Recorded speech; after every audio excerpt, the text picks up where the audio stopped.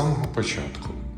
Якщо відрізати скло або дзеркало, можна отримати ось такий чудовий зріз. Я вважаю, що це якісний зріз. Він майже без дефектів, майже ідеальний. Або ось такий. Тут вже, бачите, пішли хвильки. Це теж якісний хороший зріз, але з хвильками. Можна отримати значно гірший. Так, до чого я це все? Ось ці зрізи, їх можна використовувати в повсякденному житті, але якщо їх чимось закрити. Бо ось ця частина, вона дуже небезпечна в користуванні. Дуже легко порізатись від неї. Ну, ви самі розумієте, що таке різане або бите скло. Так, до чого я веду? Якщо його не накривати, якщо це дзеркало або, наприклад, поличка, то його потрібно відшліфувати або відполірувати. Ну, хоч скло, хоч дзеркало, воно однаково. Це фабрична поліровка, дуже якісна, але я такого ще не можу зробити. А ось так виглядає шліфовка.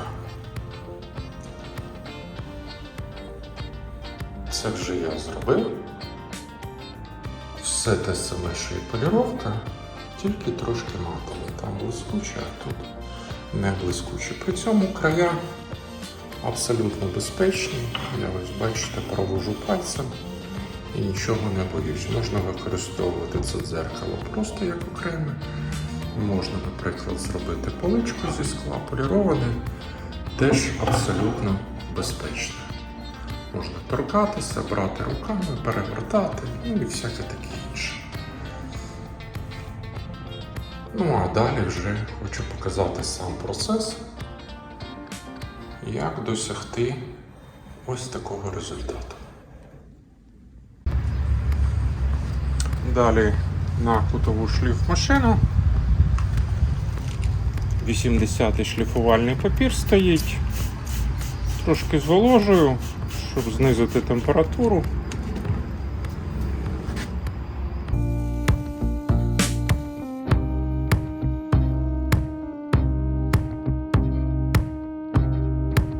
На цій стороні не було сколів. І зараз то саме зроблю ще з іншого боку, а потім вже буду шліфувати цю частину.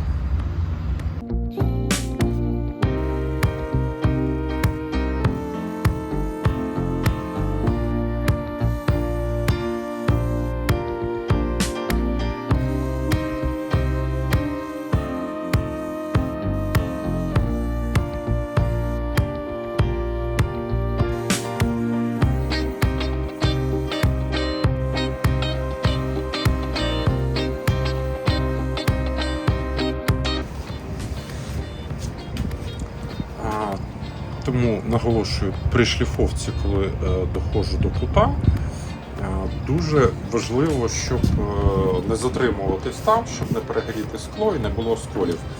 А щоб тільки зняти ось тут фазочку трошечки, я вирішив взяти ось такий маленький полірувальний прилад і трошечки зняти.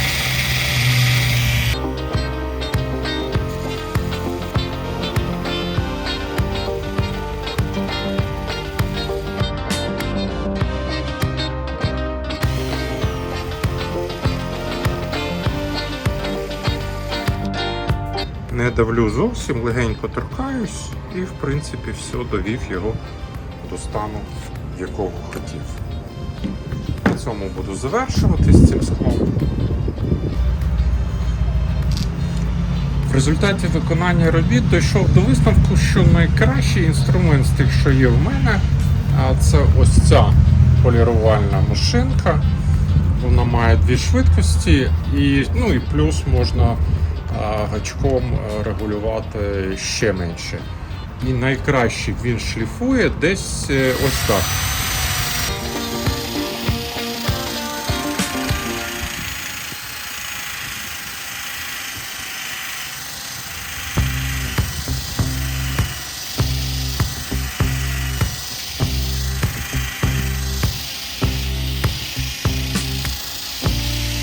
Тобто маленькі обороти, не прижимаючи, легенько і дуже високий КПД. Це при тому при всьому, що шліфувальний папір 240-й. Взагалі ідеал. Тобто я би надалі вже планую використовувати діапазони вище 120, 180, 240, в залежності від рівності скла, наскільки багато там треба стерти, але я думаю, що цей 240-й це мій улюблений папір. Під час виконання робіт з'ясував деякі деталі, що найкраще шліфувати склом. Тобто тут у мене стоїть 240-й шліфувальний папір. І ось оце біле, це вже цукрова пудра я присипав. Це зішліфоване скло. І коли воно в такому стані, то воно найшвидше і найкраще шліфує. Ну і сам цей пристрій полірувальний з низькими оборотами, він легенький і дуже зручно їм працювати. Так само, звичайно, кутова шліфмашина, не знаю, як її тут всунути, звичайна кутова шліфмашина працює дуже добре. Але кутова шліфмашина, вона в мене має трошки більші оберти, ніж та маленька, тому кути самі ось ці краще обробляти вже маленькою. Дуже швидко, гарно все так, як швидко, не дуже швидко, але гарно все вийшло. І ось зараз у мене тут дуже не хороший такий получився зріз, скло скололось неправильно, не знаю, чи покаже це камера, ось тут, тобто ось цей бортик, це кут, тут мені треба зішліфовувати десь біля 3 мм, щоб дойти, щоб вирівняти ось цей кут. Бо ось тут далі ось воно рівно, а ось це все зайве. Так лопнуло скло під час порізки, бо всі інші різи в мене були кращі.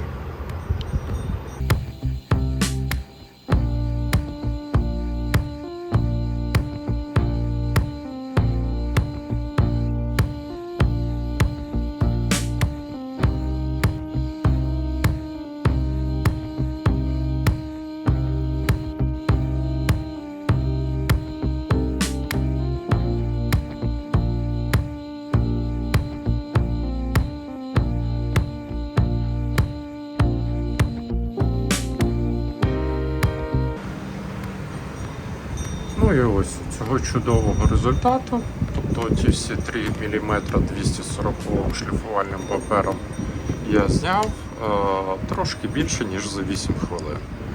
Ось тут ще, правда, трошечки залишився край. Я думаю, це ще хвилин 5 треба, це треба повністю отак все знімати, для того, щоб воно було рівненьке. Зішліфовувати все, щоб прибрати ось це. Але для мене це не важливо, тому я залишаю так. Залишилось тільки ось ці куточки. Вони вже безпечні, але я хочу їх трошечки так ще зняти. То вже потім, бо в мене зараз на іншій шліфмашині акумулятор вже здох, жерти хоче. Ще хочу додати, що найкраще виконувати роботи на вулиці, тому що оця пудра зі скла, вона абсолютно безпечна, екологічно чиста, вироблена з екологічно чистих матеріалів, але вдихати її не бажано, бо вона не розчиняється ніде, ніяк, вона залишається такою завжди. Я не знаю, скільки тисяч років потрібно, щоб вона змінила свою структуру. Ну і освітлення, звичайно, найкраще освітлення, те, що створив творець.